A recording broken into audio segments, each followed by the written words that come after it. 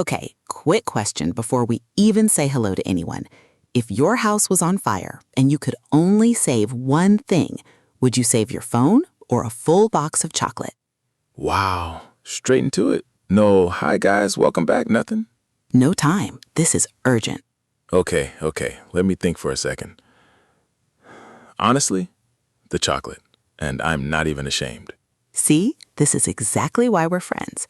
I would grab the chocolate too, and I would run out of that house so fast neighbors would think I was in the Olympics. Local man escapes burning building holding only a box of chocolate. That would be the headline. And honestly, I'd give an interview like, the phone can be replaced. This chocolate cannot. That's actually true, though. Some chocolate really can't be replaced, especially the good stuff. Okay, so today, obviously, we have to talk about chocolate because today is World Chocolate Day. Wait, is that today? It's July 7th, yes, today. Why did nobody tell me? This is basically a national holiday for me personally. It should be.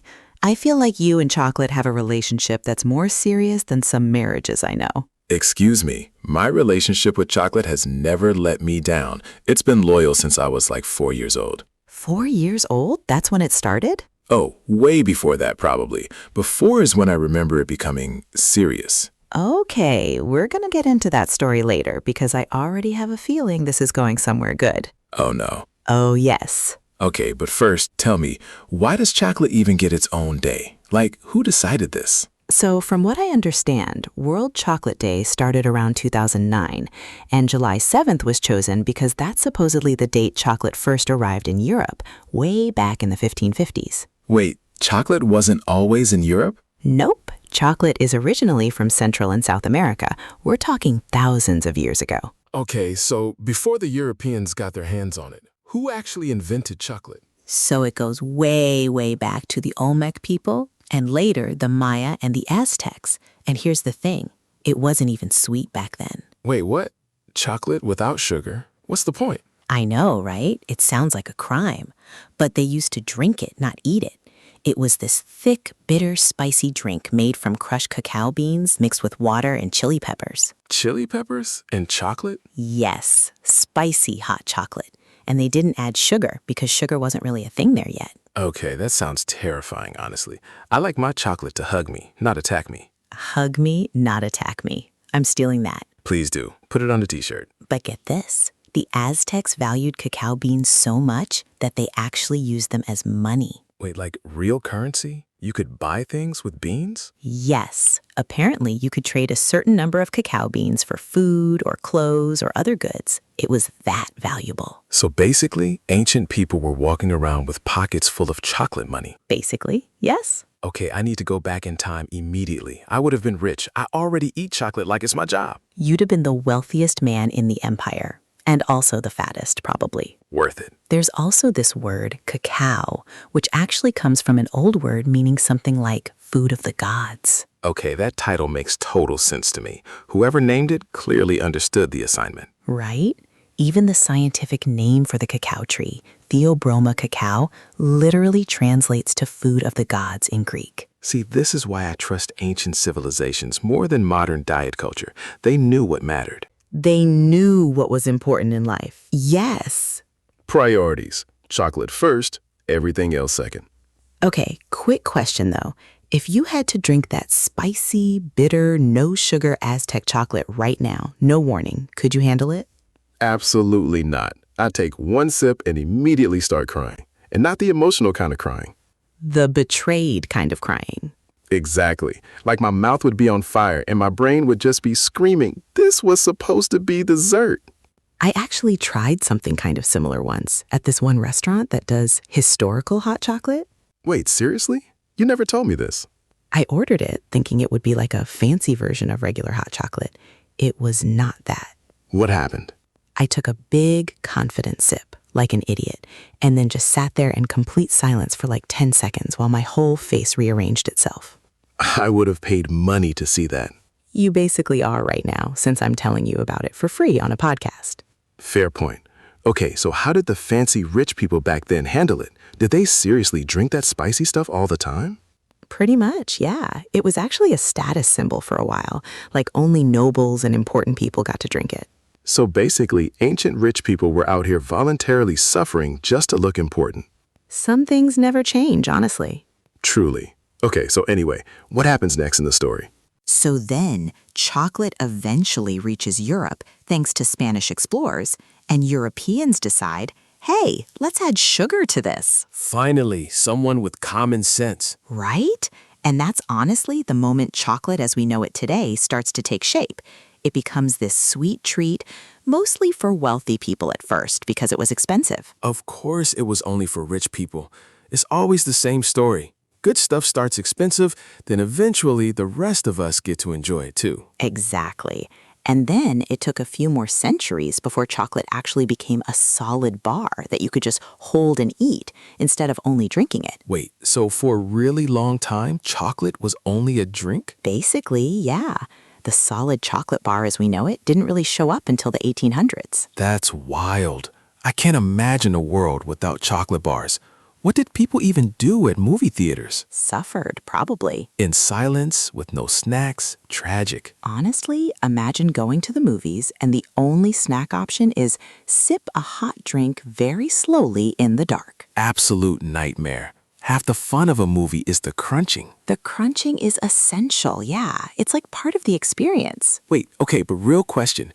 If you had to choose between never having popcorn again or never having chocolate again, which one are you giving up? Oh, that's brutal. Popcorn easily. I could survive without popcorn. Same, honestly, no contest.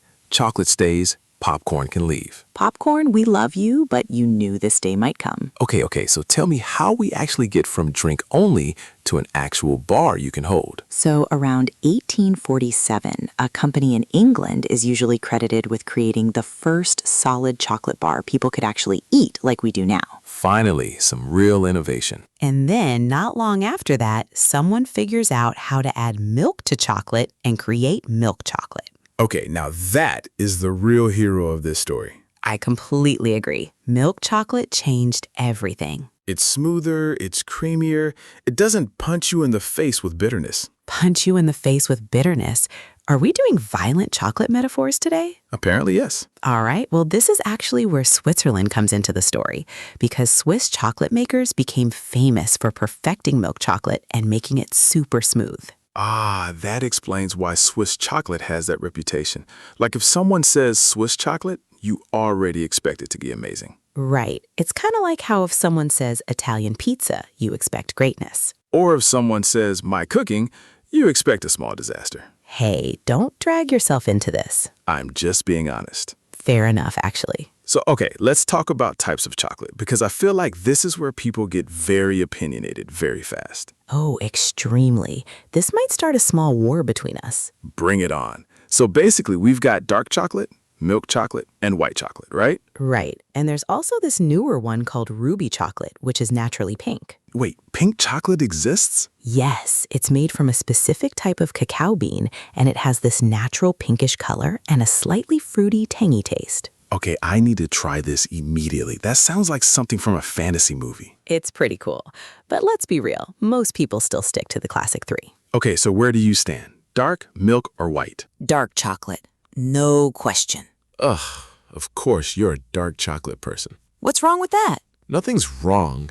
It's just dark chocolate people always act a little superior about it. Like, oh, I enjoy the complex bitterness, while secretly suffering. I do not suffer. I genuinely enjoy it. Sure you do. I do. And besides, dark chocolate has more health benefits. It's got antioxidants. It's got less sugar. Oh, here we go. The classic it's healthy excuse. It's not an excuse. It's a fact. Listen, I didn't come here for facts. I came here for flavor, and white chocolate is the best flavor. White chocolate isn't even real chocolate. It doesn't have cocoa solids in it. Don't you dare disrespect white chocolate in front of me. I'm just stating the truth. Technically, white chocolate is made from cocoa butter, sugar, and milk, but it doesn't contain the actual cocoa solids that give chocolate its chocolate taste and color. Okay, well, technically, I don't care. It's sweet, it's creamy, it tastes like happiness, and I will die on this hill. Die on this hill for white chocolate. Incredible commitment. I'm a man of principle. You're a man of sugar. Same thing, honestly. And what about milk chocolate? Where does that stand for you? Milk chocolate is like the reliable friend. Not too extreme in either direction. It's always there for you. That's actually a really sweet way to describe it. No pun intended. Everything I say is intended. Sure it is. Okay, but seriously, why do you think people love chocolate so much? Like, out of all the foods in the world, why does chocolate have this special place? Honestly, I think it's partly chemical and partly emotional. Ooh, get scientific on me. So chocolate contains stuff that can actually boost your mood a little, like it can trigger the release of certain chemicals in your brain that make you feel good. So basically, chocolate is legal happiness. Kind of, yeah. But I also think it's just tied to memories for a lot of people. Like chocolate shows up at birthdays, holidays, when you're sad, when you're celebrating. Yeah, that's so true. Chocolate is there for every emotion. Happy? Chocolate. Sad? Chocolate. Bored? Chocolate. Heartbroken? Chocolate, obviously. It's the most emotionally supportive food that exists. Better than most people, honestly. Don't say that too loud. Our other friends might get offended. They'll understand. They've seen you with chocolate. True. They have witnessed things. Speaking of witnessing things, I feel like this is the perfect moment for you to tell everyone that story. Oh no. Which story? You know which one. I really don't think... The chocolate box story from when we were roommates. Oh my God, why would you bring that up on the actual podcast? Because it's World Chocolate Day. It's practically a legal requirement now. Fine. Okay, everyone, buckle up because this is genuinely one of the most embarrassing things that's ever happened to me. And I was there for basically the whole thing, so I can confirm it's all true. Unfortunately, yes. Okay, so this was maybe 4 years ago. We were living together in that tiny apartment, remember? The one with the terrible heating. Yes, that one. Anyway, it was around Valentine's Day, and my sister had just started dating this new guy, and she was super excited about him. Very excited. She wouldn't stop talking about him. Right. So she calls me and she's like, "Hey, can I leave a little gift box at your place? I'm meeting him for dinner near you, and I don't want to carry it around all day. I'll pick it up later tonight." Very normal request. Totally normal. So she drops off this box. It's wrapped really nicely, ribbon and everything, and she puts it on the kitchen counter and says, please don't touch this. It's for him. It's really expensive chocolate." She specifically said expensive. She specifically said expensive, yes, multiple times, like she somehow knew. She knows you. She knows me too well, apparently. Anyway, she leaves, and I go about my day.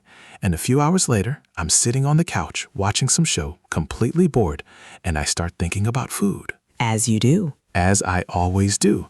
And I go into the kitchen looking for a snack, and I see this box sitting there, all wrapped up. And instead of thinking, hey, this isn't mine, I thought, wow, I wonder what's inside. That's it. That was my whole thought process. 0 warning bells went off in my head. none, not a single one. So I very carefully untie the ribbon, thinking I'll just peek inside and retie it after. No harm done, right? Famous last words. I open the box, and inside there's this beautiful arrangement of handmade chocolates, different shapes, some with little designs on top, and they looked incredible. They really did look incredible. I remember seeing them later. So I think, okay, I'll just try one. Just one. Nobody will notice one missing chocolate out of like 20. One chocolate, that was the plan. That was the plan. I ate one. It was honestly the best chocolate I had ever tasted in my life. Like rich, smooth, slightly bitter in the best way with this soft filling inside. You're making my mouth water right now, and I already know how this story ends badly. Just wait. So I ate one, and I told myself, okay, that's it. Box closed, ribbon retied, we move on with our lives. But But I thought, well, technically I already opened it, so what difference does one more make? The classic trap. The classic trap. So I ate a second one and a third one, and by the fourth one, I basically gave up any pretense of self-control. This is the part where I walked in, by the way. Oh, God, yes. So you walk into the kitchen, and what do you see? I see you sitting on the floor, back against the cabinet, holding this beautifully wrapped box, which is now completely empty, with little chocolate wrapper paper scattered around you like confetti. It really did look like a crime scene. It looked exactly like a crime scene, and I remember just staring at you and going, please tell me that's not what I think it is. And I looked up at you with chocolate literally on the corner of my mouth, and I said, Define what you think it is. I couldn't believe it. I said, "Isn't that your sister's boyfriend's chocolate?" And you just went completely pale. I forgot to even answer you. I think I just made this weird sound like a dying animal. You did. It was like a wheeze. Because in that exact second, it hit me. She was coming back that evening in like 2 hours to pick up an empty box. 2 hours, and you had eaten the entire thing. Every single piece. There wasn't even one left to show us evidence that it used to be full. So then what did you do? Because I remember you jumping up so fast. I jumped up and I looked at you and I said, we need to fix this right now. And I said, we? I didn't eat anyone's chocolate. You really said that with a straight face while I was panicking. I was being honest. I wasn't going down with you. Rude. Truly rude.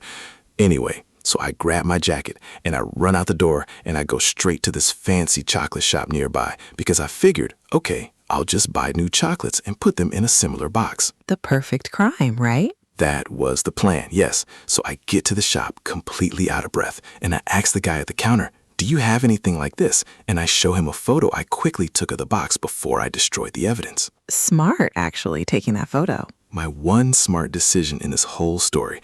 So the guy looks at the photo and goes, oh yeah, this is from a different shop actually, a boutique place across town. We don't carry this brand. Oh no. Oh no is right. So now I'm standing there panicking with maybe an hour and a half left before my sister comes back. This is the part that always gets me because you called me. I did call you because I needed backup. And I remember answering and you just going, I need you to Google chocolate shops near me right now. I was in full emergency mode. You sounded like you were reporting a bank robbery. It felt like a bank robbery, except I was both the robber and the victim.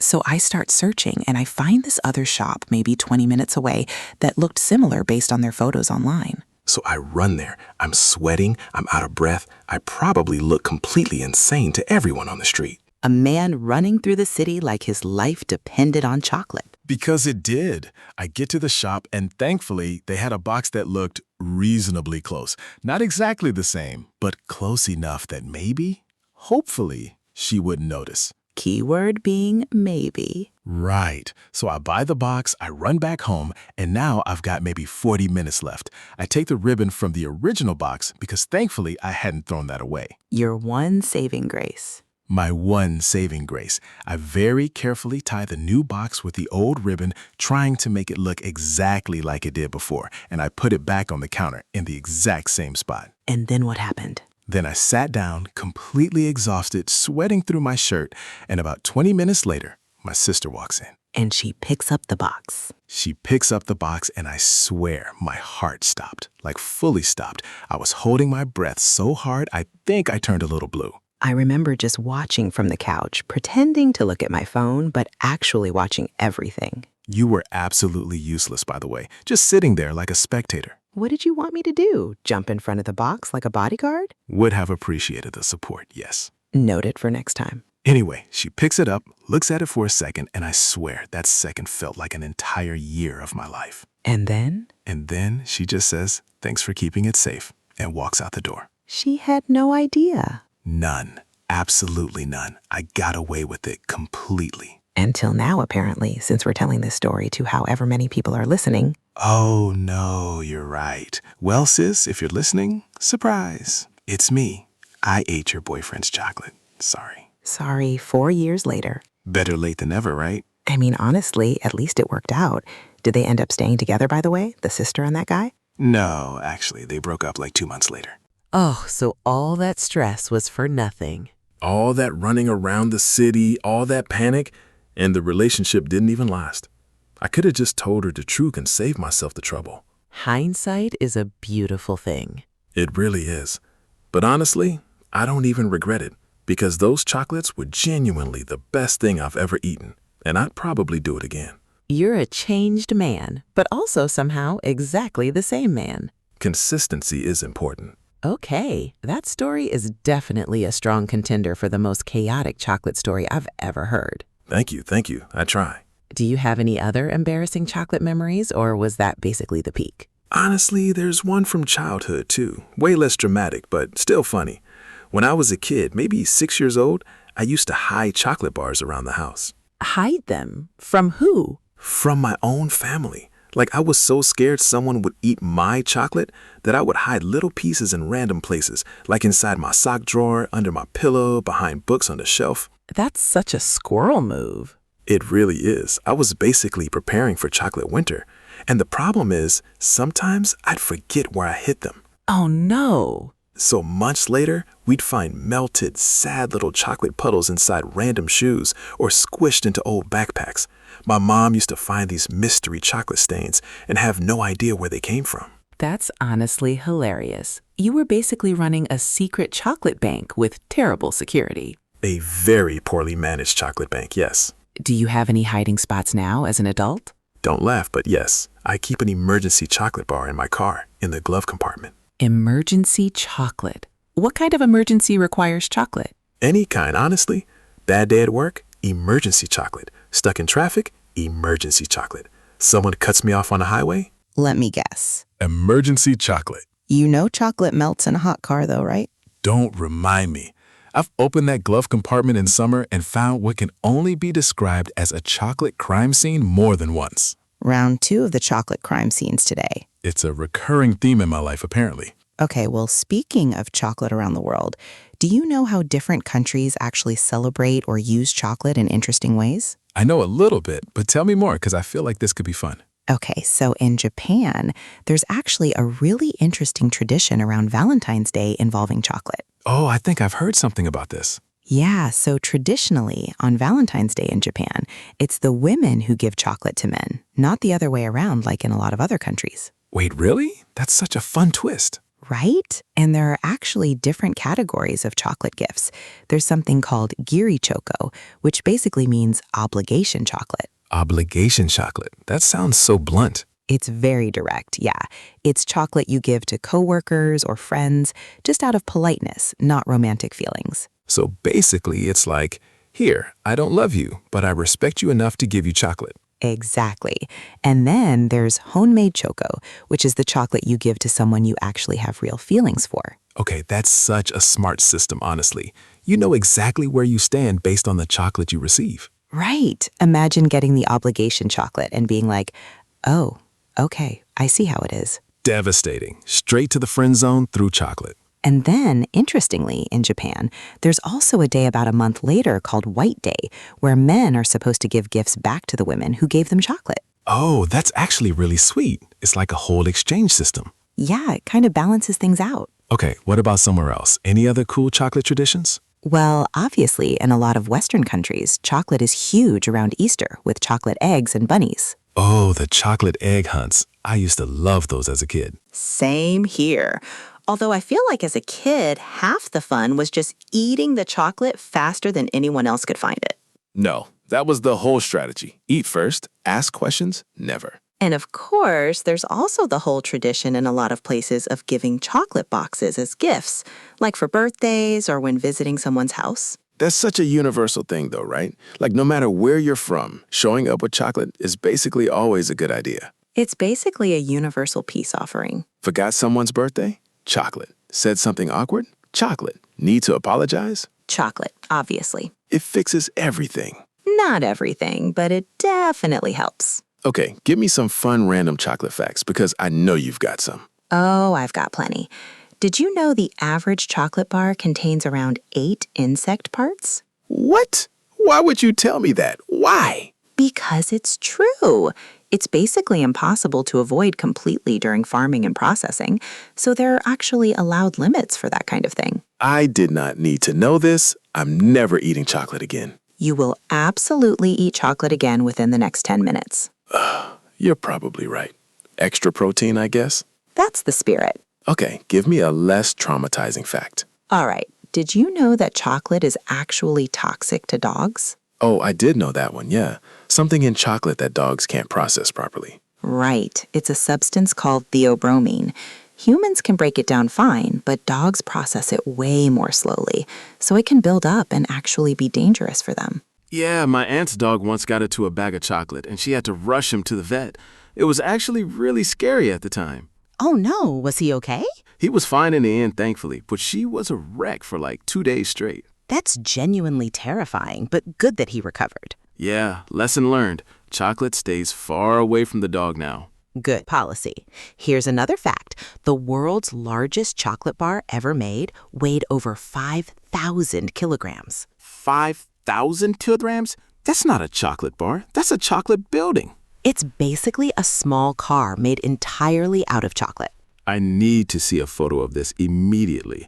Also, what happened to it after? Did people just eat it? I'm not totally sure, but I would hope so, because what a waste it would be otherwise. If I lived nearby, I would have shown up with a spoon. A whole team with spoons, probably. An army of spoons. Okay, one more fact, and I think you'll like this one.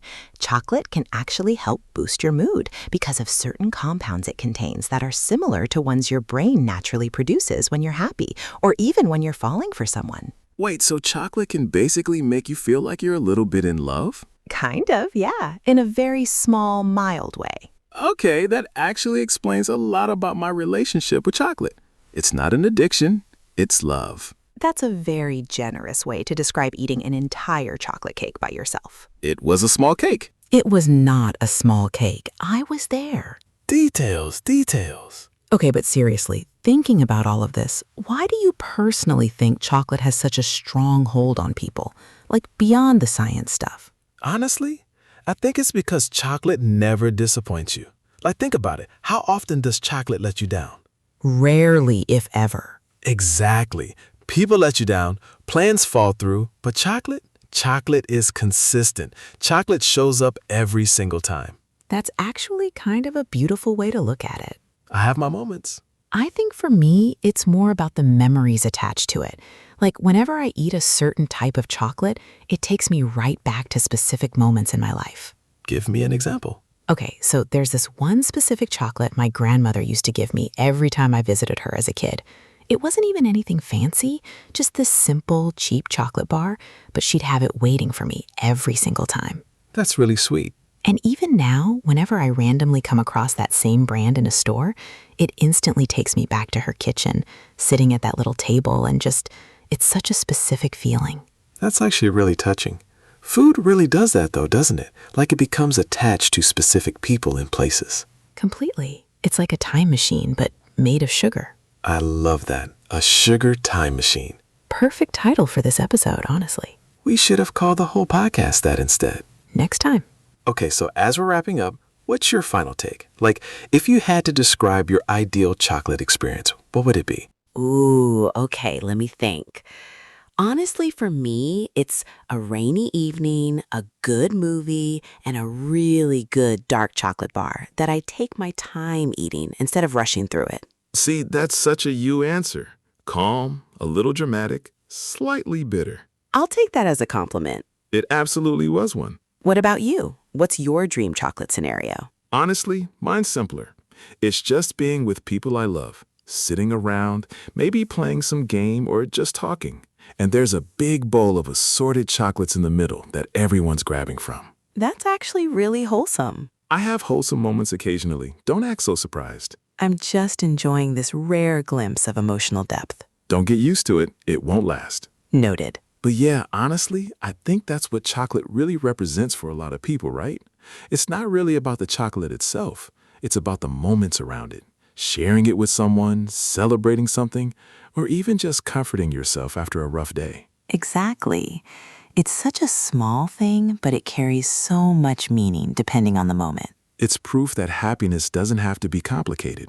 Sometimes it's just a small piece of chocolate at the right moment with the right person. Look at you getting all poetic on World Chocolate Day. What can I say? Chocolate brings out my deep side. Along with your chaotic side, apparently, based on that story earlier. Both sides can exist at once. I contain multitudes. You contain a lot of chocolate, that's for sure. That too, yes.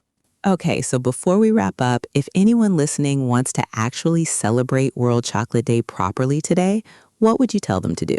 Honestly, just enjoy it without guilt. Don't count calories today. Don't overthink it. Just find a chocolate you genuinely love and take a moment to actually taste it instead of just shove it in your mouth while scrolling on your phone. That's surprisingly good advice from someone who once ate an entire box of chocolate meant for someone else in under an hour. I contain multitudes, remember? Right. multitudes. And honestly, if you can, share it with someone.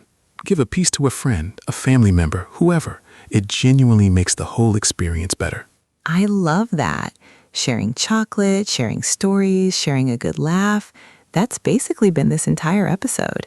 It really has.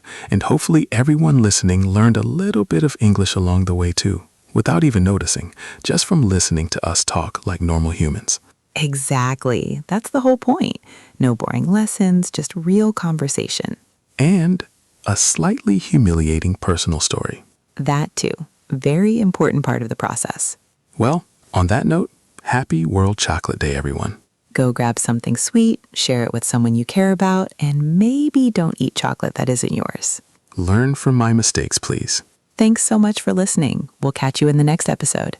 Take care and stay sweet. That was terrible. I know, but I had to. Oh, wait, before we actually go. What now? We need everyone's help, seriously. Before we go, we've got a challenge for everyone listening. Tell us in the comments what's the best chocolate you've ever eaten. Seriously, the one that made you stop and think, yep, this is the greatest chocolate of my life. And don't just say milk chocolate. Give us the brand, the country, the flavor, all the details. We actually want to try some of your recommendations ourselves. Unless your recommendation is that super spicy ancient Aztec chocolate. In that case, David will happily try it first. Wow, sacrificed for content. I see how it is. That's what good friends are for. So go leave your favorite chocolate in the comments, and let's build the ultimate chocolate bucket list together.